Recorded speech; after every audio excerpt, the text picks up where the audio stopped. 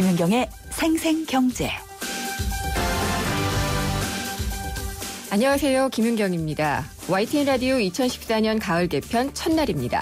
그래서 김윤경의 생생경제도 새 단장을 했는데요. 청취자분들이 사랑해 주시는 생생경제의 강점인 발빠르고 심도 있는 인터뷰들은 살리고 보다 재밌게 한국 경제를 이해할 수 있는 다양한 코너들을 신설을 했습니다.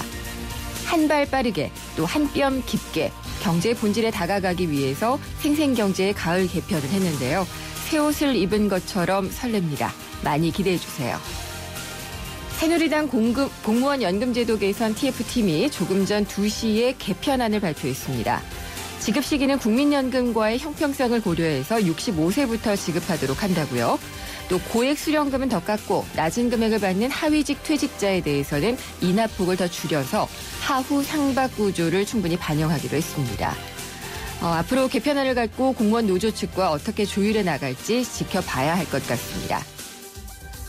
지난 2010년부터 올해 6월까지요. 국내에서 발생한 금융사고 금액으로 따지면 무려 1조 6천억 원에 육박하는 것으로 나타났습니다. 또 최근 5년 동안 시중은행에서 발생한 횡령 금액도 1,056억 원에 달한다고 하는데요. 그중에서도 가장 많은 금액을 유용한 곳은 외환은행이고요.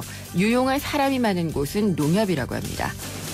금융 지배구조 개편도 정말 시급해 보이는데 특히 농협은 구조조정한 이후에도 상황이 비슷한 것을 보니까 조금 더 근본적인 개혁적인 개편이 필요하지 않을까요?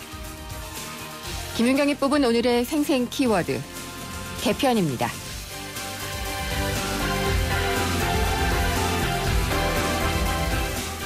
생생경제가 준비한 오늘의 경제 이슈입니다. 제주의료원, 간호사들이 유독 질환을 가진 아이를 많이 낳거나 또 유산을 하는 경우가 많다고 했습니다. 소식 전해진 것 들으셨을 거고요. 충격적이죠.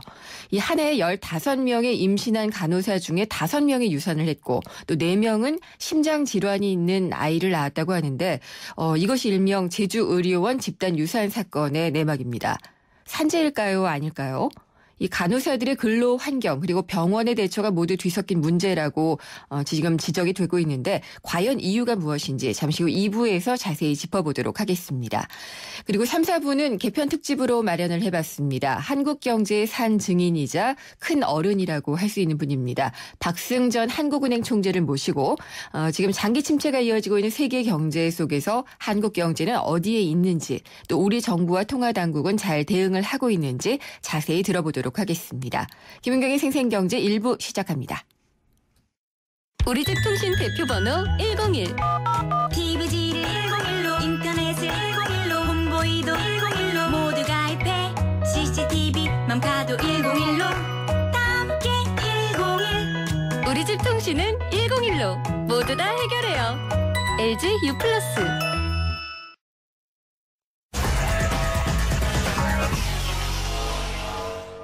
네, 오늘 증시 어떻게 마감되는지 보겠습니다. SK증권 명동지점의 김춘석 부장입니다. 안녕하십니까? 네, 안녕하십니까?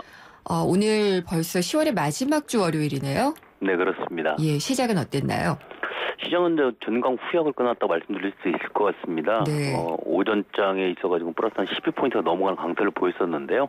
오후에 들어서 좀 마무리가 되면서 오히려 플러스 6 정도로 끝났습니다. 성공 31로 끝났고요. 코스닥 쪽은 마이너스 0.74, 559.9로 끝났습니다. 거래소에서 외국인들 96억 정도를 매수를 했고요. 코스닥에서 250억 정도 순매수를 했는데 그럼에도 불구하고 시장이 크게 올라가는 모습은 보이질 않았고요. 네. 가장 중요한 모습은 그동안 많이 하락하는 모습을 보였던 종목군들, 특히 이제 자동차 3사라든가, 그다음에 조선 3사 이런 쪽에서 올라오는 모습을 보이면서 전체적으로 그동안 좀 낙폭이 컸던 종목군 쪽에서 올라오는 모습을 보였는데 네. 삼성전자가 또 오늘도 하락을 했습니다. 17,000원 정도 빠지면서 1.53% 빠졌죠. 그래서 109만 5천 원에 끝났는데 그러다 보니까 전체적으로 이 부분이 주가를 전체적인 종합주가 지수를 끌어내리는 요인으로 작용한 것이 아닌가 생각을 하고 있습니다. 역시 그렇군요. 근데 외국인도 이렇게 사줬는데 상승세가 지속이 안 되는 거는 이 덩치가 큰 삼성전자 때문만일까요? 아니면 다른 이유도 있을까요? 전반적으로 지금 보게 되면 뭔가 좀 시장에서는 긍정적인 어떤 뉴스를 기다리고 있는데 네. 그거에 반해서 아직 안 나오고 있는 부분입니다. 즉 지난주부터 계속 말씀을 드려왔지만 정부에서 지금 정식 부양책 네. 여러 가지가 있겠죠. 그러니까 기관 투자가들에 있어가지고의 어떤 매수세 그러니까 그 세제 혜택을 좀 준다든지 하는 네. 여러 가지 부분들을 좀 준비하고 있는 걸로 나타나고 있는 상황인데 그게 아직 나타나지 않고 있고요. 가장 큰 부분은 현지 시간으로 28, 29일 현지에서 있을 미국의 FOMC 회의도 하나 있다는 것도 하나 요인이 될 수 있을 것 같습니다. 아무래도 경계감이 좀 있겠죠. 그렇습니다. 네. 거기서 지금 나오는 얘기들 자체로는 크게 어떤 뭐 시장에 안 좋은 영향을 미칠 만한 재료는 없을 걸로 일단 보여지고는 있기는 한데 혹시 모른다는 어떤 그런 부분에 있어가지고 경계감이 좀 나타나고 있는 걸로 보여지고 있는 상태입니다. 네. 그럼 뭐 오늘 종목이나 업종들은 특별한 흐름이 좀 있었나요? 오늘은 뭐 앞에서 말씀드렸던 것처럼 그동안 그 많은 하락세를 보였던 거래소 대형주들이 네. 모처럼 반등을 보였다는 게 좀 특징적인 모습을 볼 수가 있겠고요. 그동안 아주 강한 강세를 띄었던 에볼라 관련주라고 보통 표현을 하는 그 종목군들이 조금 주춤하는 그런 모습을 보였다는 것도 하나의 그 특징적인 모습이라고 볼 수 있을 것 같은데요. 전반적인 흐름 자체는 사실 뭐 아까 말씀드렸던 것처럼 시장의 그 세 개 거래 주체가 있는데 거래 주체들이 다 좀 움직임이 좀 더 됐다고 일단 볼 수 있을 것 같습니다. 그래서 어느 누구도 확실하게 뭐 시장이 돌아섰다 내지는 어느 종목군들이 시장을 주도할 수 있을 것이다라는 어떤 그런 확신을 가지지 못하고 있다는 자체를 뭐 지금 시장이 보여주고 있는 것 같습니다. 실적들이 이제 좀 발표가 되고 있잖아요. 네. 화학주들은 여전히 계속 안 좋은데 LG화학도 지금 뭐 안 좋은 영향을 미쳤던 것 같고요. 네. 실적주들을 중심으로 좀 설명을 해주시면 어떨까요?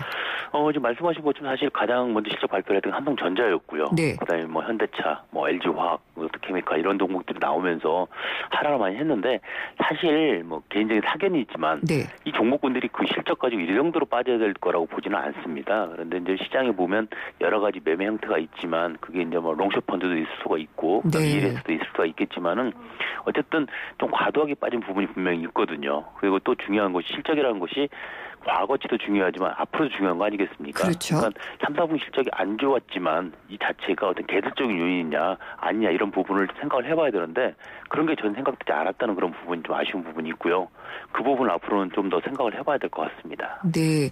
은행주들은 좀 오늘 오른 것 같아요. 네. 은행 관련주들 같은 경우는 특히 이제 지난주에 KB금융이 이제 새로운 수장을 뽑았죠. 이제 그러다 보니까 그런 부분들 자체도 좀 작용을 한 부분이 있다고 봐야 될 것 같고요.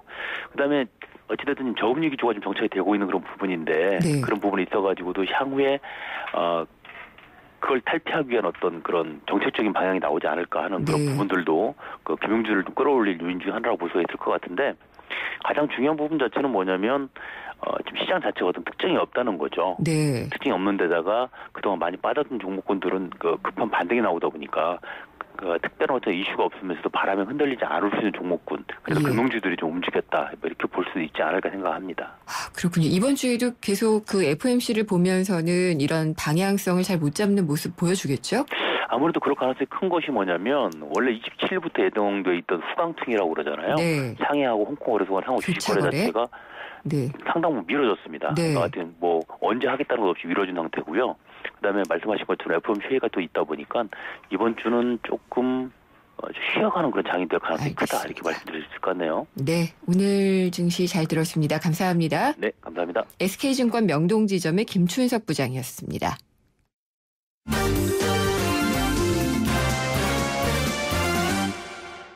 네, 오늘의 주요 경제 뉴스 살펴보겠습니다. 한국일보 이성철 부국장입니다. 안녕하십니까? 안녕하세요. 네. 국정감사 하면 왜 이렇게 안 좋은 얘기들만 늘 지적이 될까요? 그렇죠. 네. 그래서 기재부 국정감사 자료를 보니까 국책 SOC 사업을 보니까 40조 원 상당인데 경제성이 없는 것들이 진행이 된 그 규모라고 하네요. 네, 오늘 이제 말씀하신 대로 기획재정부 국정감사 자료인데요. 이 경제성 분석. 네. SOC 사업을 사회간접자본, 그러니까 다리라든가 뭐 도로라든가 뭐 항만이라든가 이런 SOC 사업을 국책 사업으로 추진할 때 이제 미리 경제성이 있는 사업인지 없는 사업인지 분석을 하게 됩니다. 네. 근데 여기서 불합격 판정을 받았음에도 불구하고 결국 종합적인 평가에서 최종 합격을 받은 사업이 2009년 이후 올 9월까지 그러니까 6년 동안 그러니까 만으로 하면 5년이고요. 네. 토탈 6년 동안 약 39조 원에 달하는 40조 원에 육박하는 SOC 사업이 경제성이 없음에도 불구하고 진행이 됐다는 겁니다. 그게 가능한가 봐요. 경제성이 없어도 전체적으로 점수를 조정하면은요.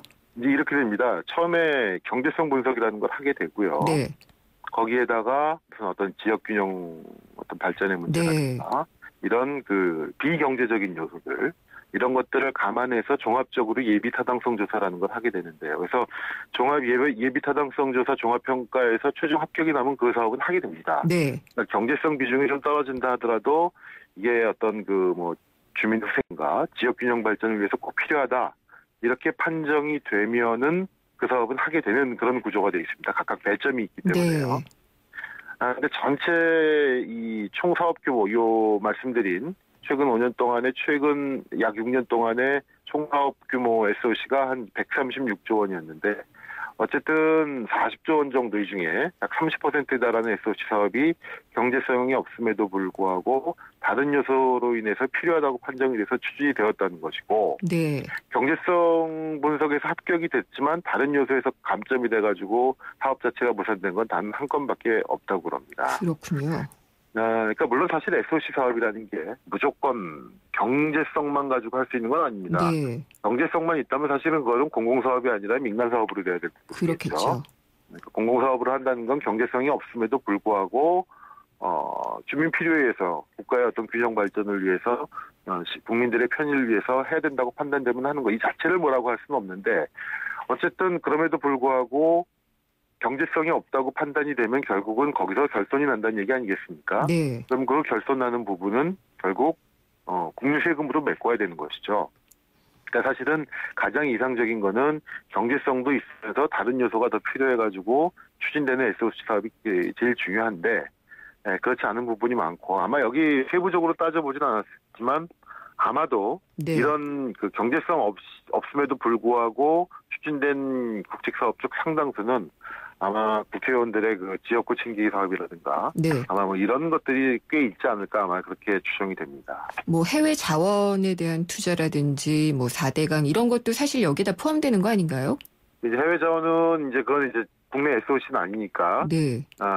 뭐 넓은 의미에선 국책 사업이라고 볼 수 있지만 이제 여기에는 들어가지가 않았는데요. 네. 4대강 같은 경우는 뭐 가장 대표적인 것이겠죠, 사실은. 그렇군요. 근데 경제성과 전체적인 사업성과의 연관성이 이렇게 떨어지는 거는 좀 문제가 있지 않을까 싶어요. 사실은 이게 어느 정도는 같이 가야 됩니다. 그래야지만 네. 국민 세금이 그렇게 들어가지 이렇게 낭비되는 걸 막을 수가 있는데 그러기 위해서는 사실은 예산 당국이 제일 중요하고요. 국회의원들도 사실은 너무 자기 지역구 챙기기에만 이 몰두가 네. 돼가지고 나 돈을 눈먼 돈처럼 쓰는 그렇게 돼서는 안 되겠죠. 그렇죠. 그리고 지역 주민들도 자꾸 그런 식으로 되면은 그 사람이 네. 우리를 위한다 이렇게만 생각하는 인식도 좀 바꿔야 될 것 같고요. 네. 뭐 문제를 파고 들어가다 보면은 다 문제네요. 네. 근데 걱정이 되는 게 지금 가을 전세난인데요. 네, 심각하죠. 근데 네. 내년 되면은 이게 2년마다 갱신이 되니까 홀수에는 더 심해진다면서요. 그렇습니다. 지금 전세난 문제가 뭐 어제 오늘의 문제는 아닌데 사실은 최경환 경제팀 취임 이후에 여러 가지 부동산 부양 대책을 내놓으면서 전반적인 부동산 시장을 띄우겠다는 정책이 추진이 되어 왔는데 네. 부동산 시장은 약간 띄운 듯한 뭐 그런 결과가 나왔습니다만은 대부분의 서민 전세난은 더 심화되고 있다 이런 지적들이 나오고 있지 않습니까? 네. 실제로 이 부동산 서브를 하는 이 조사 업체가 전국의 공인중개사 800명을 대상으로 금리 인하가 부동산 시장에 미친 영향에 대해서 조사를 했는데요. 일단 매매 시장에 대해서는 긍정적이다라는 답이 많았습니다. 주택에 대한 구매력이 높아져서 거래가 늘어날 것이다 이렇게 대답한 응답이 64%로 많았는데 금리 인하가 전세 시장에 미치는 영향에 대해서는 오히려 전세값이 오를 것이다. 이런 전망이 67%로 압도적으로 높게 나왔습니다. 그 이유는 이렇습니다.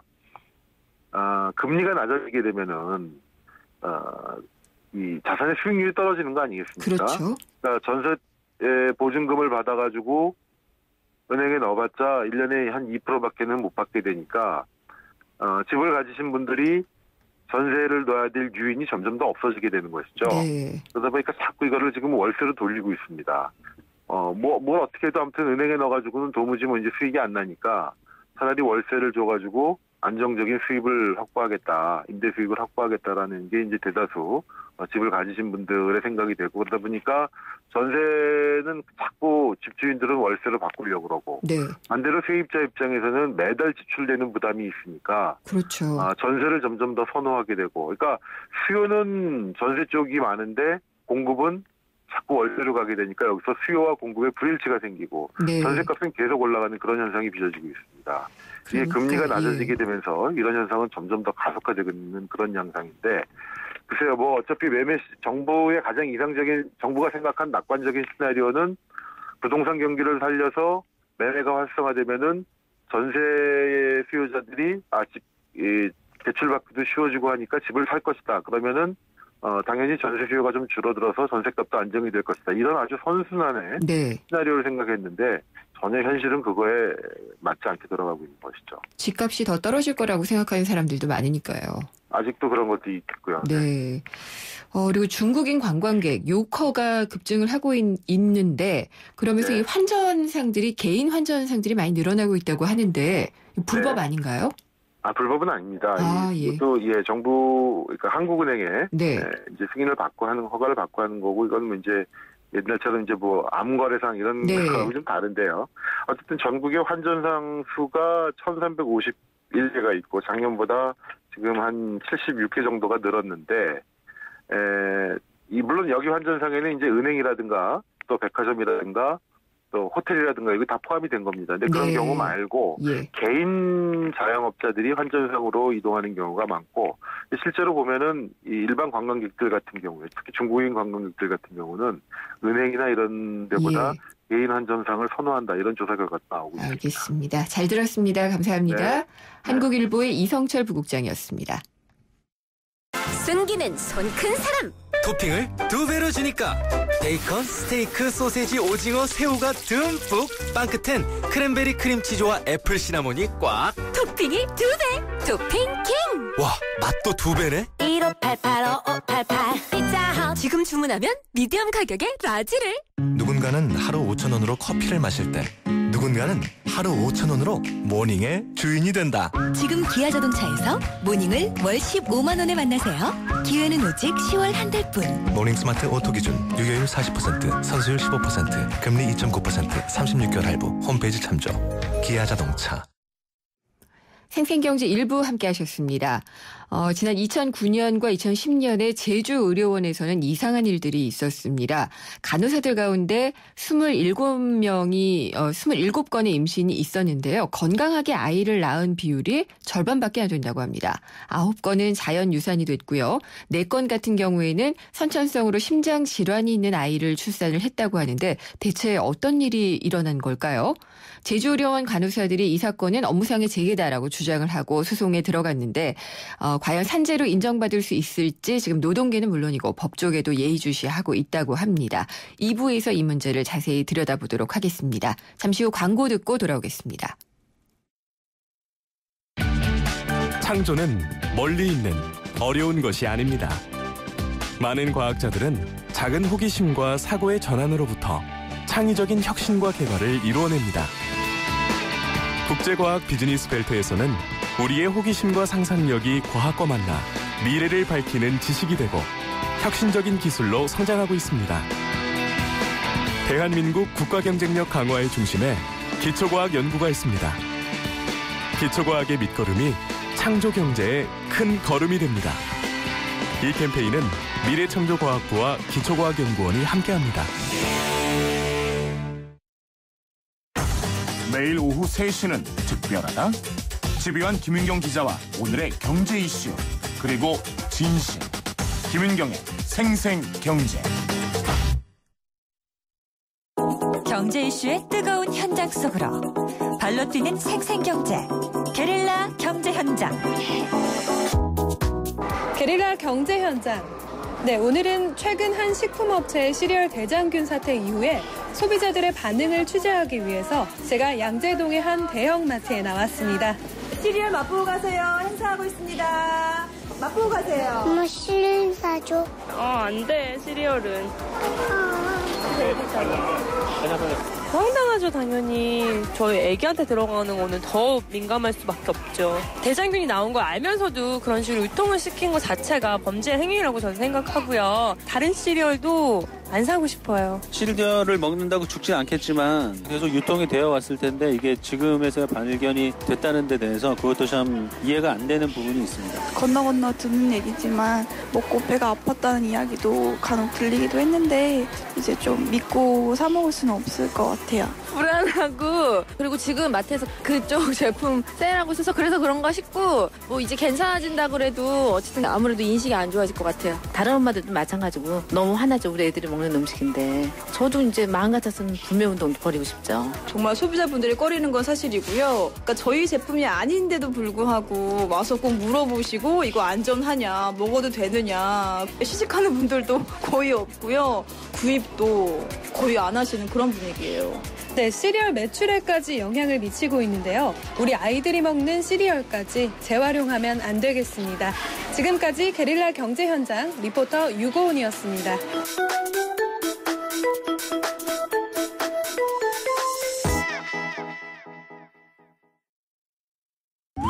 안녕하세요. 초보 운전자 수지입니다. 도로는 무섭고 차는 왜 이리 많은지 엄마야. 그래서 저는 살아있는 친구를 만났어요. 반응형 블랙박스 유라이브. 와, 정말 살아있네. 유라이브. 살아있는 블랙박스 유라이브. 안녕하세요. 금난세입니다. 자녀 성장에 있어 환경보다 중요한 게 있을까요? 서울대를 품은 신도시에서 아이들의 꿈을 키워주세요. 유학가자 10월 시흥대곳 한라비발디 캠퍼스. 서울대 시흥 캠퍼스 조성 예정. 문의 1688-2600 한라. 오늘 당신이 꼭 알아야 할 가장 중요한 경제 뉴스는 오늘 생생경제가 첫 번째 인터뷰로 꼽은 이슈, 충격적인 제주의료원 간호사 집단 유산 사건입니다. 세상의 베이스가 되다 포스코 협찬으로 김윤경의 생생경제 2부 시작하겠고요. 바로 이 제주의료원 집단 유산 사건을 들여다보려고 합니다. 아니, 병원이라고 하면은 보통 이제 생명을 살리는 곳이라고 생각을 하게 되는데 이렇게 뱃속의 아이지만 이렇게 생명을 앗아가는 일이 벌어졌다고 하니 상당히 좀 궁금해지고 또 겁도 나는데 이게 한 병원에서 한 해에 15명의 임신한 간호사 중에 5명이 유산을 하고 4명은 또 심장 질환이 있는 아이를 낳았다고 합니다. 바로 이게 제주의료원 집단 유산 사건인데요. 간호사들의 근로 환경이 어려웠을 거라는 짐작이 되고요. 그리고 또 병원은 어떻게 대처했는지 여기에 대해서도 또 궁금해지는 대목입니다. 공공운수노조의 이태영 국장을 전화 연결해서 자세한 얘기를 나눠보도록 하겠습니다. 국장님 안녕하십니까? 네, 안녕하세요. 예, 제주의료원 집단 유산 사건 일단 간단히 좀 설명을 해주시죠. 제주의료원 집단 유산 사건은 2008년 정도부터 이제 유산 징후를 보이는 간호사들이 이제 증가를 하는 게 이제 확인이 되었고, 네. 이후에 이제 2009년에는 임신을 15분의 간호사가 하셨는데 그중에 5명이 유산을 하셨고, 2010년에는 이제 12명이 임신을 하셨는데요. 그중에 4명이 유산을 하시고, 이제 8분이 이제 출산을 했죠. 네. 출산한 8분 중에 4분이 이제 심장이 이상이 있는 아이를 이제 출산하게 된 겁니다.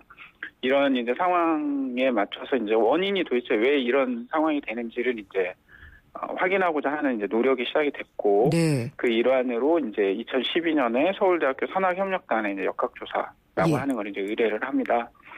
이 역학조사 결과가 나왔고, 이 역학조사 결과를 바탕으로 해서 유산 경험을 하셨던 분들 중에 4명, 그다음에 이제 심장에 이상이 있는 아이를 출산하셨던 4명, 총 8명이 근로복지공단에 이제 산재를 신청을 한 것이고요. 이후에 이제 4명, 그러니까 유산 4명은 현재 심사 중이고, 네. 심장질환아를 출산했던 4명은 이제 산재 대상이 아니다는 이유로 반려가 돼서 현재 행정소송을 하고 있는 사안입니다. 아, 네. 그러면은 이렇게 유산을 하신 분들, 네. 사건 당사자들을 직접 이태영 국장님이 만나보셨나요? 예, 몇 번 뵀습니다. 예, 어떻게들 말씀을 하시던가요? 뭐가 문제였다? 역학조사 결과도 있지만은요, 당사자들이 또 짐작하는 그런 이유가 있을 테니까요. 당사자들이 이야기하는 것들이 특별하게 다른 병원하고 그러니까 어떤 제목이나 이런 것은 비슷할지 모릅니다. 예를 들어서 장시간 노동, 그다음에 이제 야간 노동, 그다음에 이제 환자 수가 너무 많은 것, 그다음에 이제 절대적으로 간호사 인력의 부족, 뭐 이런 거에 이제 약물 파우더링이라고 이제 간호사들이 직접 약을 좀 빻는 일을 제주의료원은 좀 늦게까지 했었거든요. 이제 그런 일, 그다음에 이제 병원에서 특히 이제 여기 제주의료원이 공공병원인데, 제주의료원이 원래 제주시에 있다가 한라산 중턱으로 이제 제주의료원이 2000년 초에 이사를 했는데요. 그리고 나서부터 이제 병원의 수익이 안 나는 문제. 그래서 이제 공공적 그 의료를 행해야 되는 공공의료기관임에도 불구하고 이제 계속 그런 문제들이 스트레스로 직원들에게 작용을 한 거죠. 그런 것들을 이제 주로 말씀을 하셨고, 가장 아무튼 이제 그 기본적인 반응은 그런 아픈 기억을 계속 이제 떠올리는 것조차도 되게 싫어들 하셨죠. 아무래도 그러시겠죠. 그러면은 그 서울대 산학협력단에서 역학조사를 한 결과로는 어떤 이유들이 얘기가 됐나요? 일단 산학협력단에서 이제 이야기를 이제 조사를 하기 전에 이제 이러이런 이유들이 원인이지 않았을까 하고 이제 예상을 하고 이제 시작을 했던 것은 이제 뭐 아까 금방 말씀드렸던 이제 장시간 노동, 그다음에 과도한 업무량, 그다음에 스트레스, 교대 근무 또는 병원 내에서 뭐 병원이 깨끗하다고 보이지만 실은 병원에 치료받으러 갔다가 병을 얻는 경우도 꽤 있기 때문에요. 그래서 이제 병원 내 감염, 그다음에 또 이제 병원에는 또 의외로 전자파를 발생하는 기계나 또는 방사선 기계가 많이 있기 때문에 전자파 기계나 방사선 기계 등등에 의한 뭐 어떤 영향 이런 것들을 이제 그런 것들이 이제 요인이지 않을까 생각을 하고 조사를 했는데 일단 방사선이나 이런 것들은 뭐 그렇게 큰 문제가 연관이 있는 것으로 나오진 않았지만 이제 말씀드렸던 이제 업무량이나 스트레스나 교대 근무 이것은 실제로 그 연관이 있는 걸로 이렇게 이제 결론을 내주셨죠.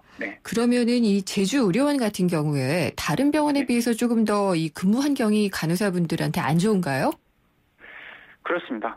일단 안 좋다고 봐야 되는데 이제 예를 들어서 이제 보통 이야기할 때 그러니까 간호사 한 명당 환자 수 뭐 이런 것들이 이제 기본적으로 이제 간호사들의 노동 강도를 보는 이제 그 기준인데요. 예를 들어서 이제 미국 같은 경우는 한 간호사 한 명당 환자를 한 4명 정도 본다고 봐요. 근데 우리나라 일반 병원들이 보통 한 20명 정도인데 제주의료원은 이거보다도 훨씬 많아서 한 30에서 35명 정도를 환자를 봤죠. 이게 그러면은 재정이 어려워서 그런 건가요?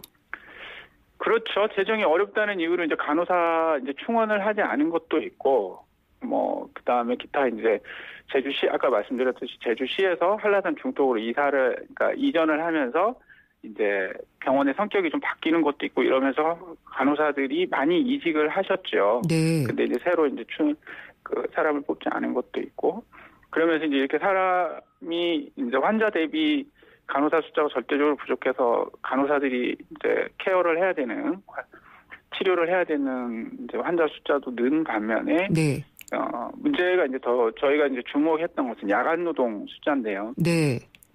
일반 병원 노동자들이 이제 보통 한 달에 4번에서 5번 정도 이제 철야 근무를 하는데 제주의료원은 보통 한 10번 정도를 하셨어요. 열흘 정도가 되는 건가요? 그러면? 철야 근무를. 그리고 아주 심하신 분은 13번이나 4번 정도까지 하시고. 너무 많네요. 그러니까 뭐 일반적으로 우리나라 병원 노동자들, 그러니까 간호사들의 노동의 어떤 수준이나 이런 것들이 외국에 비해서 한 4분의 1 정도 수준이라고 하면 제주의료원은 그보다 훨씬 더 열악해서 뭐 거의 10분의 1 수준이었다 이렇게 봐야 되겠죠. 그렇군요. 근데 이게 보통 이제 큰 병원의 간호사들이 한 3교대로 돌아가게 되고 그렇게 되면은 이렇게 자주 돌아오게는 안 될 것 같다는 생각도 좀 들고 임신한 간호사들에게는 좀 야근 근무를 줄여주는 그런 혜택은 배려는 없나요?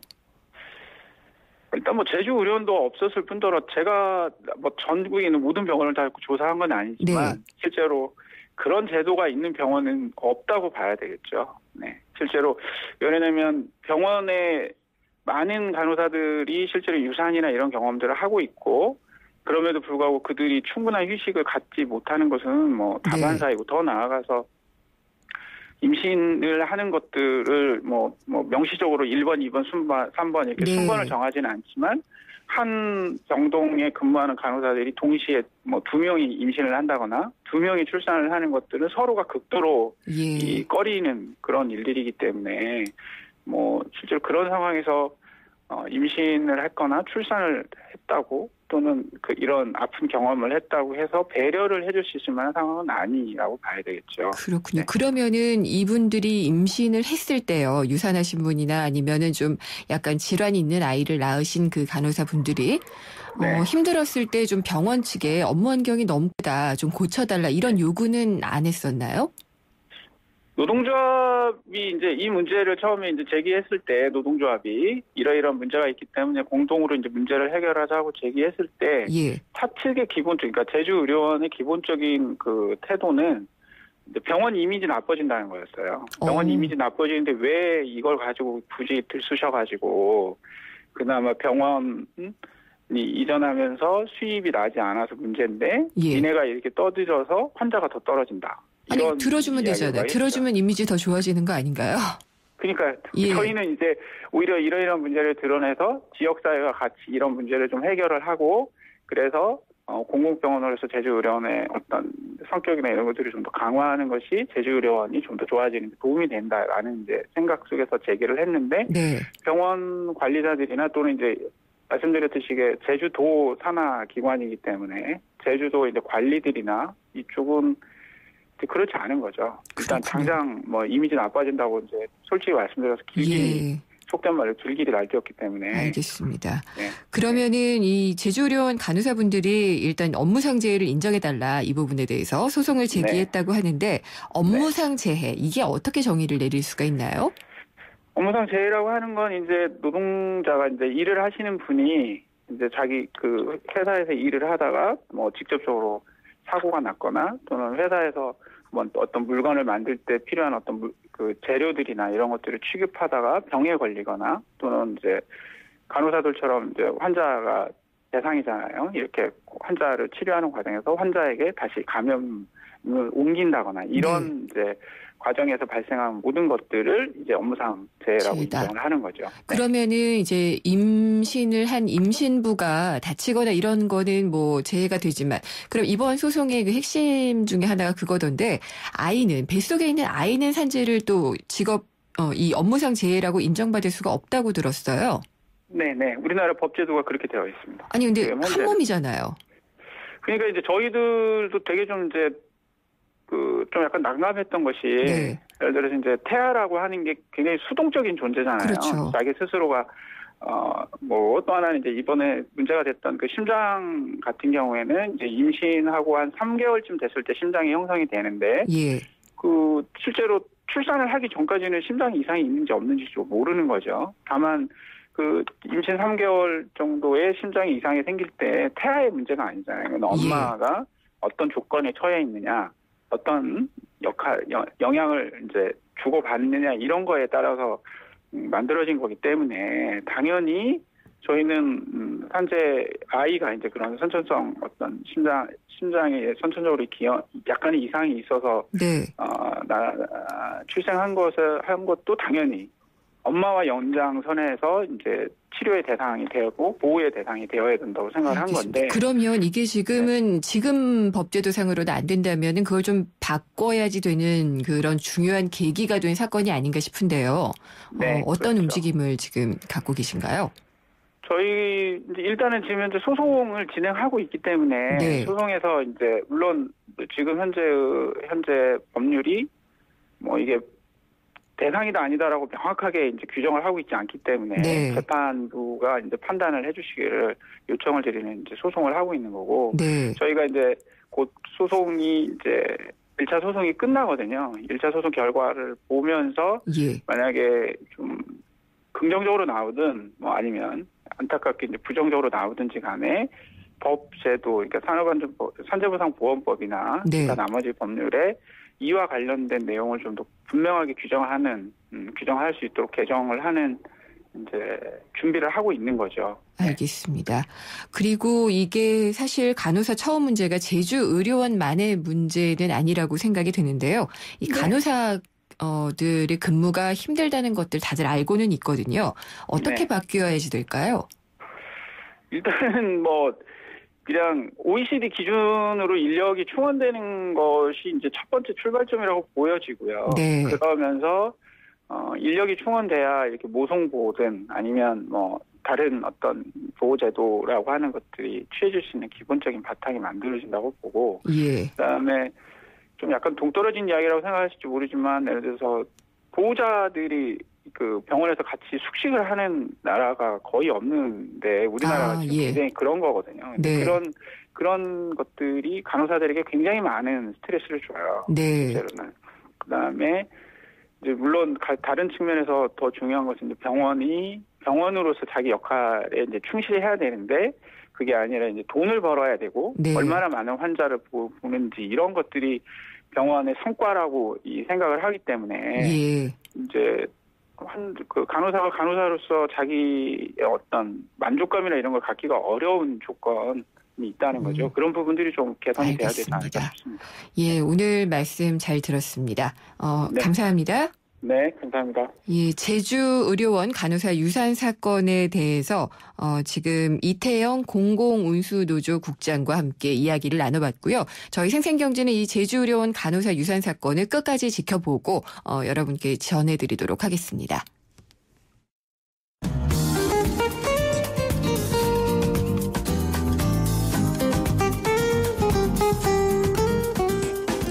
글로벌 경제 이슈입니다. 이장원 연합인포맥스 부장이 전화 연결돼 있습니다. 안녕하십니까? 네, 안녕하십니까?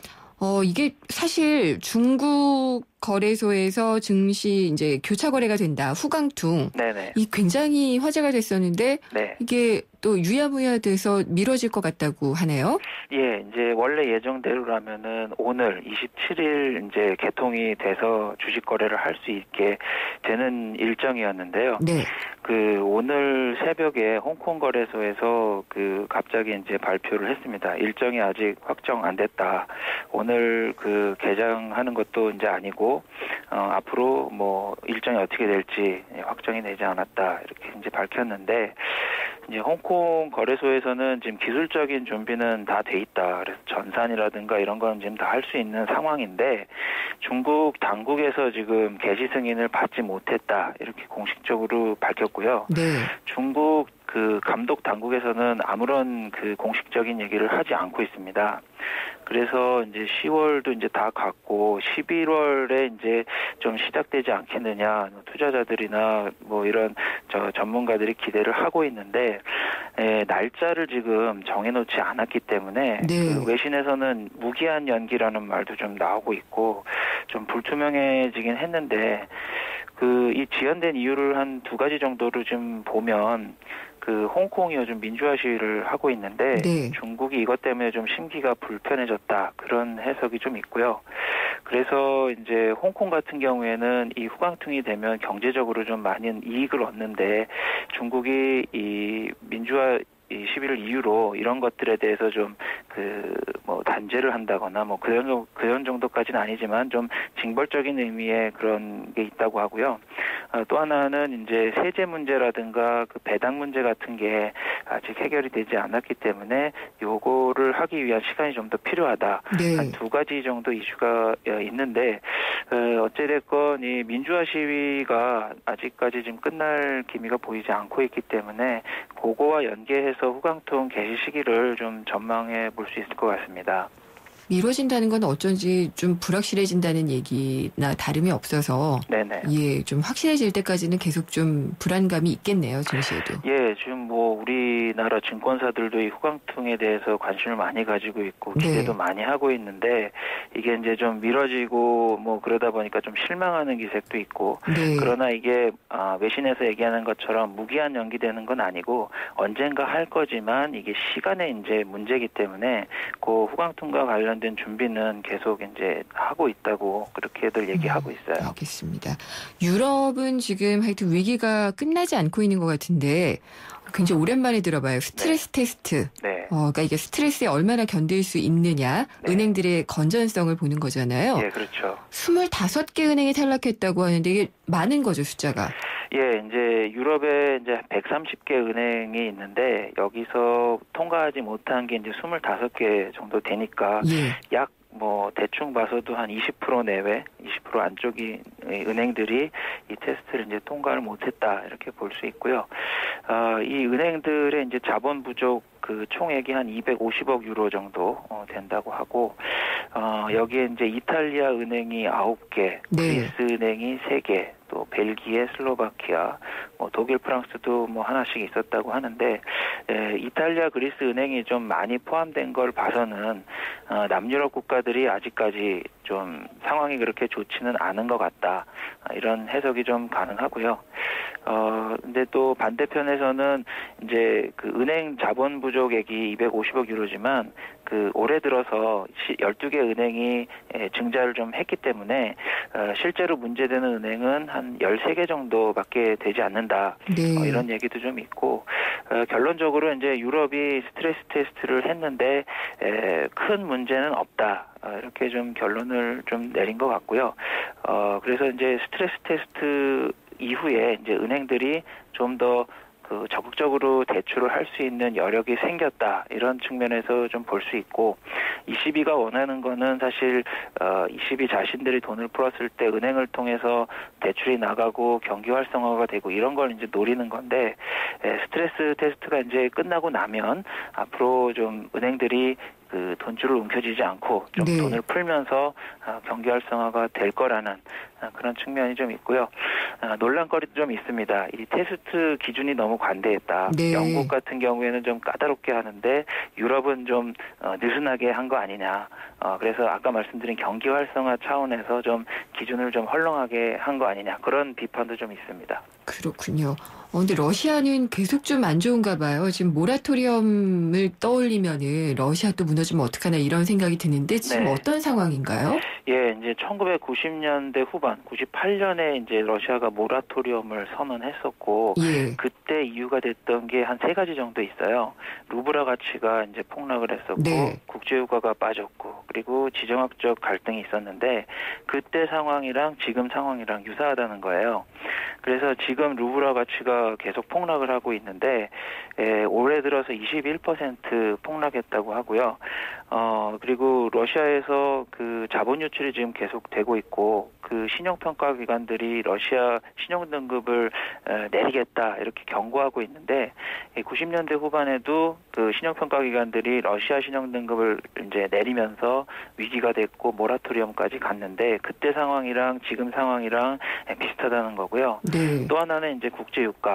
러시아는 석유를 팔아서 돈을 버는 나라고 그래서 유가가 급락하면 러시아 수입원이 이제 줄어들게 되는데 90년대 후반에도 그 유가가 30% 정도 폭락한 적이 있었고 이게 러시아 위기로 이제 이어졌는데 지금 역시 마찬가지로 유가가 한 17% 올해 하락한 상태고 지금 80달러 밑으로 이제 갈 거라는 전망도 있는데 그런 상황이 지금 그 90년대 후반과 지금 이제 유사하다는 거고 또 하나가 지정학적인 문제, 우크라이나 문제로 러시아가 지금 많은 사회적 그 재정적 비용을 이제 지출하고 있는데 98년 당시에는 이제 체첸과 러시아가 이제 대립하면서 그때 러시아가 좀 재정적으로 타격을 많이 입었고 그런 상황들이 지금 그 비슷한 그런 3가지 상황이 비슷한데 그래서 뭐 제2의 모라토리엄도 뭐 가능하지 않겠느냐 이런 좀 비관적인 전망도 좀 나오고 있습니다. 러시아 정부에서는 뭐 대책 같은 걸 좀 언급을 하고 있나요?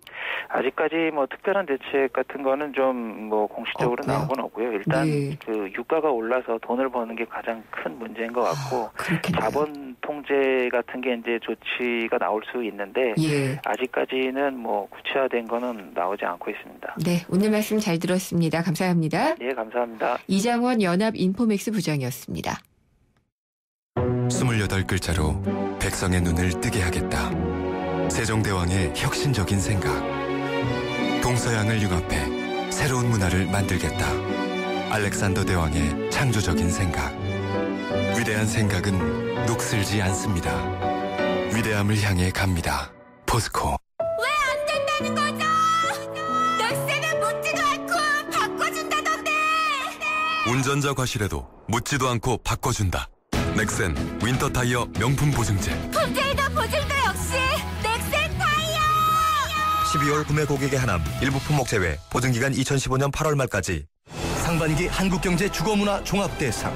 세종시 최다 공급 브랜드 아파트 중흥 S클래스가 평택 소사벌 지구에 옵니다. 중소형 대단지, 삼성전자, KTX 신평택역 예정 등 평택의 미래를 누리는 소사벌 지구 중흥 S클래스 11월 중 오픈. 문의 655-3700. 생생경제 3, 4부는요. 2014 가을 개편 특집을 마련을 했습니다. 학기와 관계를 아우르면서 우리 경제에 상당히 중요한 시기에 또 굉장히 중요한 역할을 하신 분입니다. 박승전 한국은행 총재를 모시려고 하고 있고요. 한국경제 진단을 해보고 그러면은 이런 그 경제를 어떻게 정부와 통화당국은 대응을 해나가야 될지도 자세히 들어보도록 하겠습니다. 궁금한 점이나 의견 있으면 보내주십시오. 문자는 우물정의 0945번 아니면 YTN 라디오 앱 예스를 통해서 남겨주시면 됩니다. 4시 뉴스 듣고요. 생생경제 3부에서 찾아뵙겠습니다.